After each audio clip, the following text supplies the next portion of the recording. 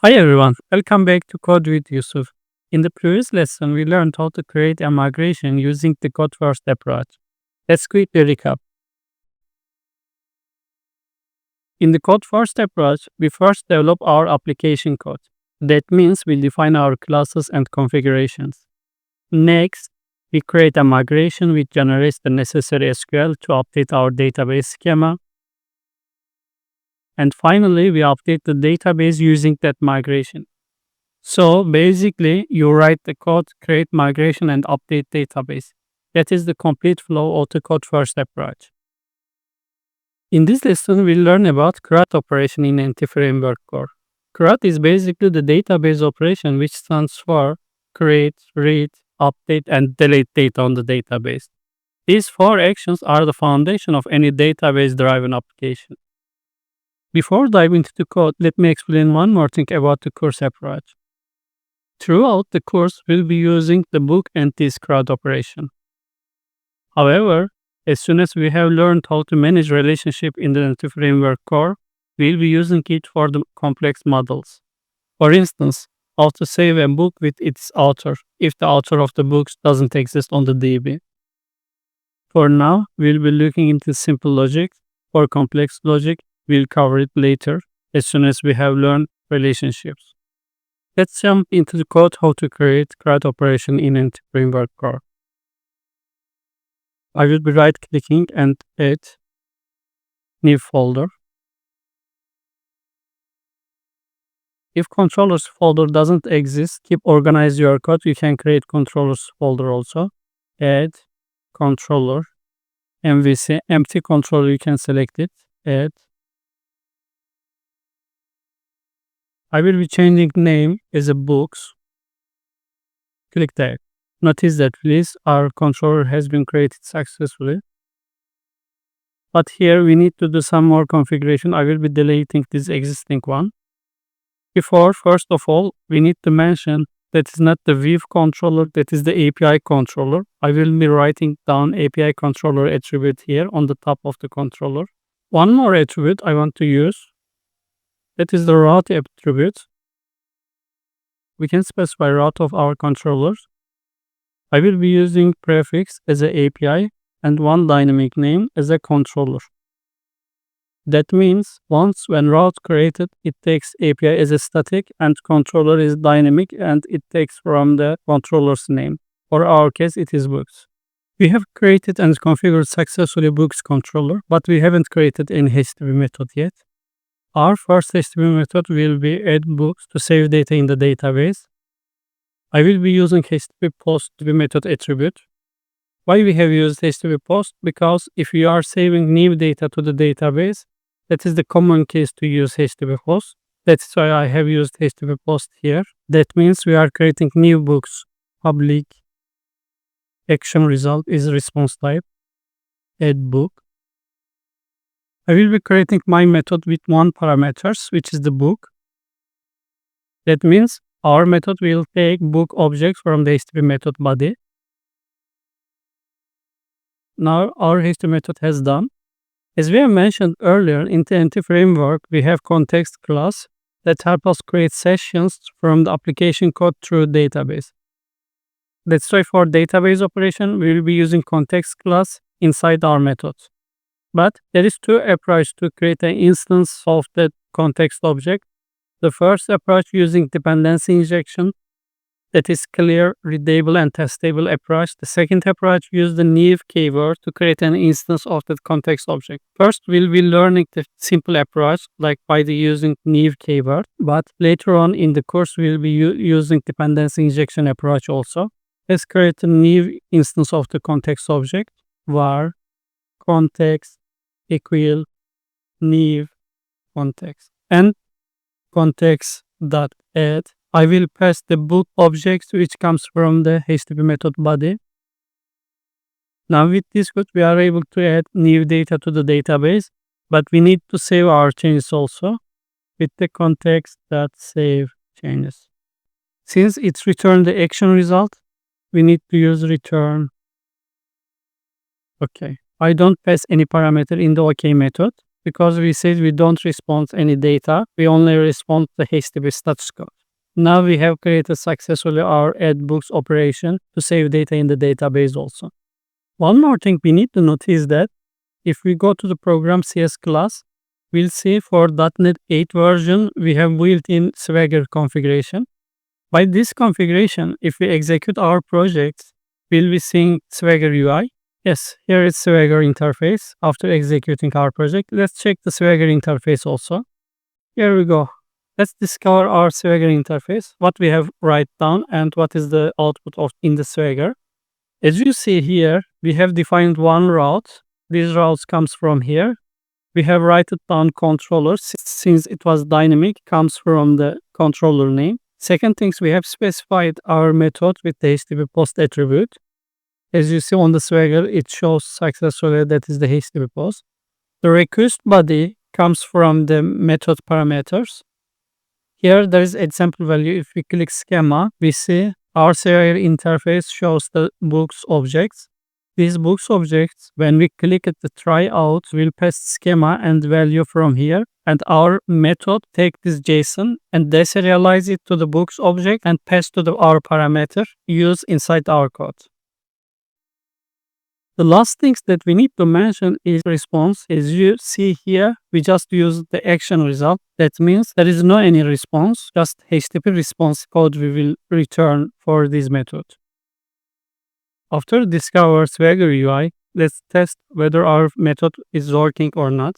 I will be clicking try it out button. On the Swagger, as you see, there is some predefined value. I can modify it.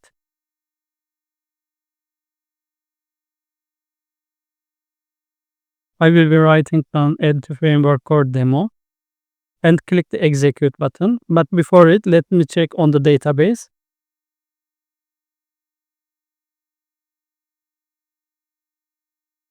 Notice that here, please, our table is empty. After executing our value that we have write down something,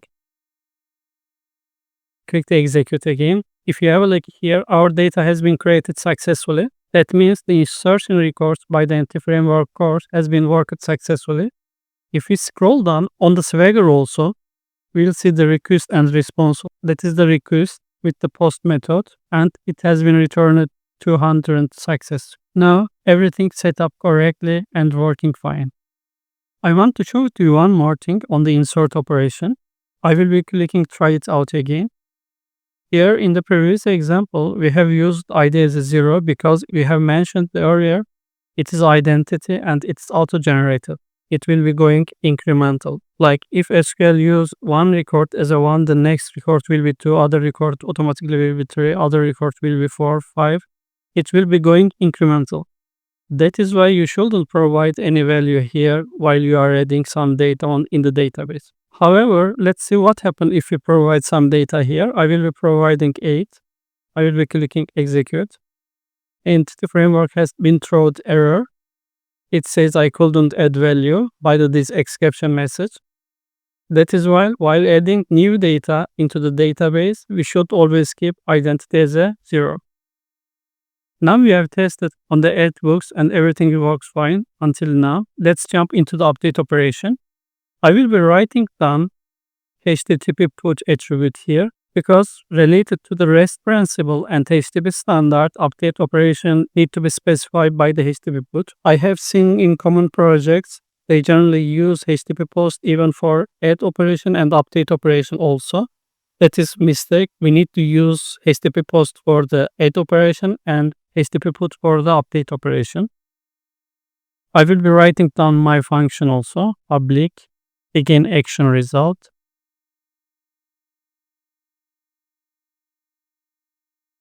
Again, one book I need to take from HTTP body. I will be using new context. I will be creating an instance of the context again. Context dot update I will be using. The books which comes from the HTTP payload. That means the HTTP body. Again, I will be saving it down. Context dot save change. And return OK again. Yes, I have created successfully HTTP put operation also. that will serve for the update a book into the database. On the Swagger, it is more readable and clear. It shows with a different color for us. That is why you can divorce between them easily.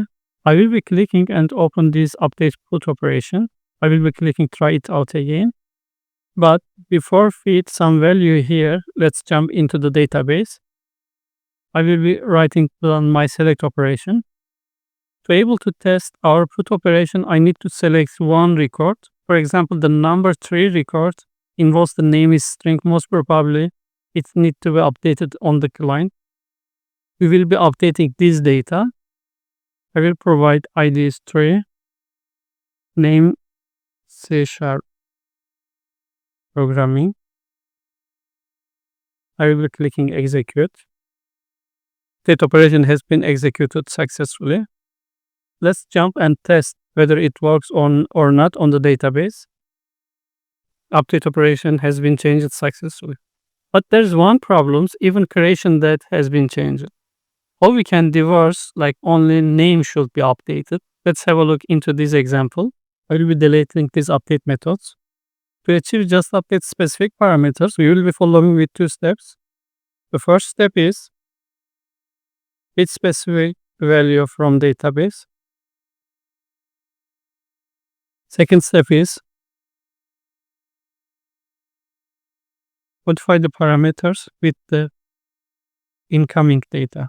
Let's work on step 1, var inserted book equal context dot books. We will be accessing books collection with these books in the database. With the first method, we will be saying to the database, just read and retrieve one row in the database. X dot id equal book dot id. The book ID, as you remember, it was coming from the HTTP method body, like it was the payload. Let's do second step. In here, we are saying to the database, we want to modify name with the incoming book's name. As you have seen here, we haven't touched anything related to the creation date because we don't want to change this creation date here. I'm saving changes on the database as usual, context that save changes. With this new function, we'll be achieving to save data just on the specific parameters. Let's try whether it works or not. I will be setting one breakpoint here. I will be going database and picking up new record to update it. ID 2 I will be updating. Click try it out. ID is 2. New name, I will be providing new name. AI programming. I will be clicking execute. First, let's have a look at the incoming data from the HTTP method body. ID is 2, new name is AI programming. Let's have a look at the data which retrieved from the database. Here, ID is 2, but name is saved name, already saved name in the database. We will be modifying this inserted data name with the AI programming. One more step I will be going. Step over. The new name of the inserted data have been AI programming, and click to continue. I will be scrolling down here. Method has been operated successfully. It has been executed on the DB. I will be using select operation. Execute. Yes, it has been changed successfully without overriding this data in here.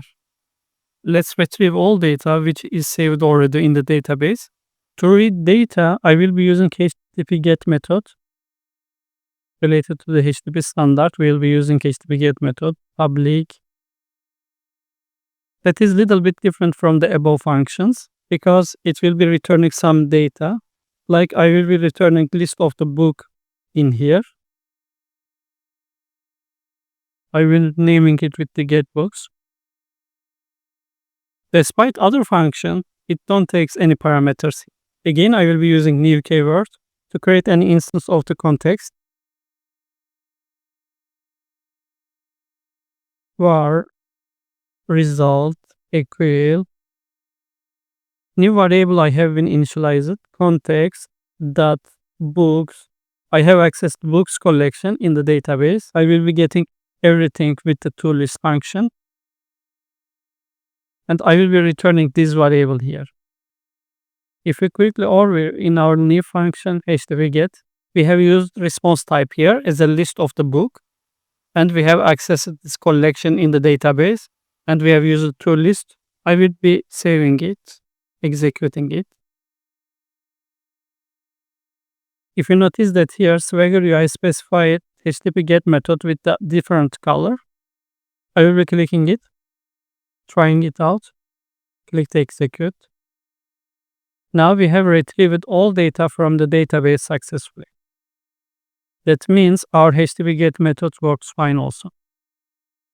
Alright, since our create, read and update operation are working fine, let's complete the CRUD cycles by implementing the delete operation.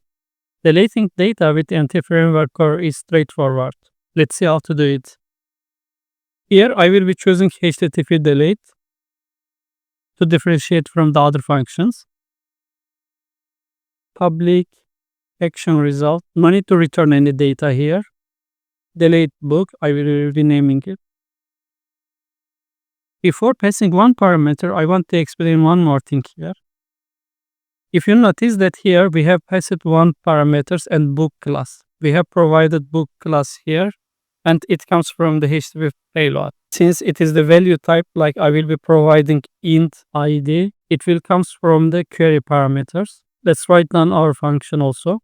Var context equal new context.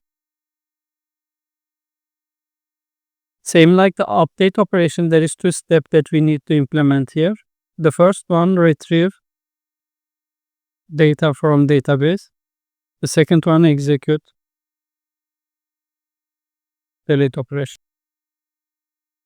Let's first implement the retrieving data from database. Var delete book equal context dot books dot first x dot id book id should be equal from the incoming id with the query parameters. Yeah, as you see, this id will comes from the query parameters of the HTTP method, and we'll be retrieving data. Now we have implemented first step correctly. Let's implement the second step also. Context dot books dot remove. If you have seen here, remove function will be expect one parameter that you need to pass here. This is delete books that we have already retrieved. I will be pass it. Same like other function, I will be using context.save changes to affect database also. Without using the save changes, if we use create, update and delete operation, after that immediately we need to use this save change function, because it's permanently affect the database and return okay. Now our delete operation has been implemented successfully also. Let's run the project.